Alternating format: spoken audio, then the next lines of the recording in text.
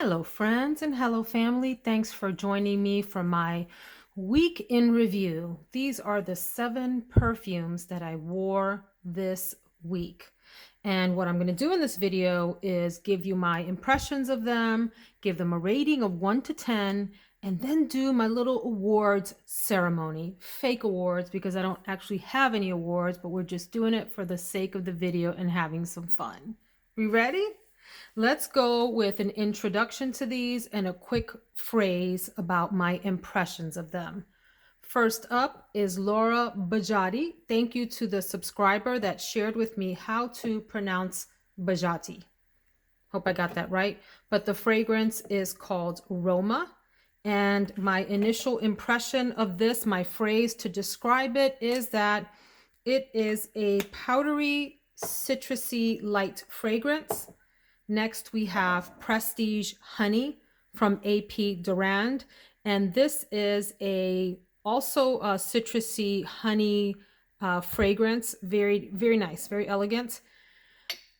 Third, we have Calvin Klein's Truth. Look at this bottle, you guys. This is a monster tower of a bottle. This is a fresh, light, grass-like fragrance, like fresh cut grass, except lighter and not as sharp.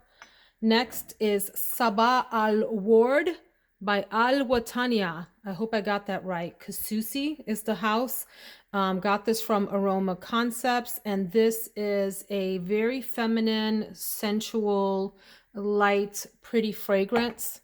We have then Amarige by Givenchy. This is just a powerhouse 90s all out floral, citrusy, deep, woody fragrance. We have La Nuit Tresor Nude from Lancome, a soft, subtle vanilla coconut fragrance. And today's fragrance of the day, I'm filming on Saturday, is Charriol from Charriol, who I understand from my friend here, GB Fragrances on YouTube. Go check her out, Giselle, GB Fragrances. She reviewed this, and I learned from her review that Charriol, I think she mentioned, is a Swiss watch company. I didn't know that. Learn something new all the time.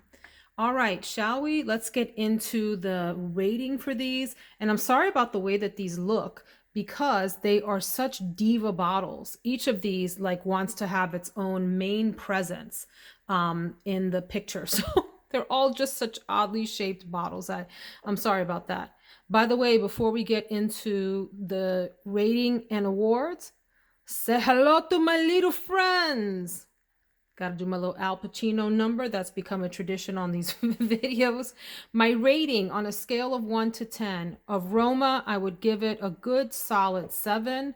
Prestige Honey, also a solid 7. Truth or Dare, I'd give a 7.5. Sabah Al Ward, 7.5. Amarige, a 10. Beautiful fragrance. La Nuit Tresor Nude, good solid 8, 8.5. Charriol, also like an 8-ish. And then let's get into the awards. Drum roll.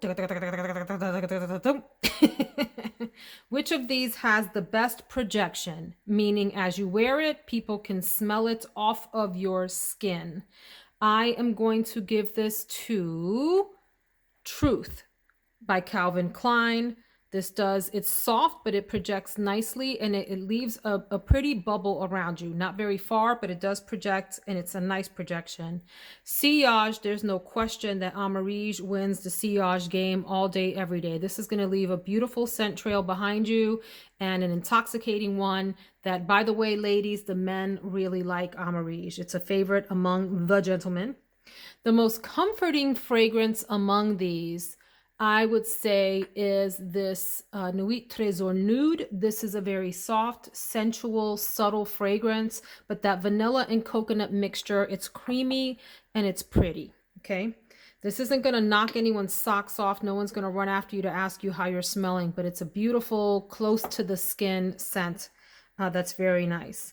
The most alluring, definitely Sabah Award. This is just a pretty, like almost like a Victoria's Secret type of fragrance, with its feminine like edge, if you will, but very nicely blended. I love that.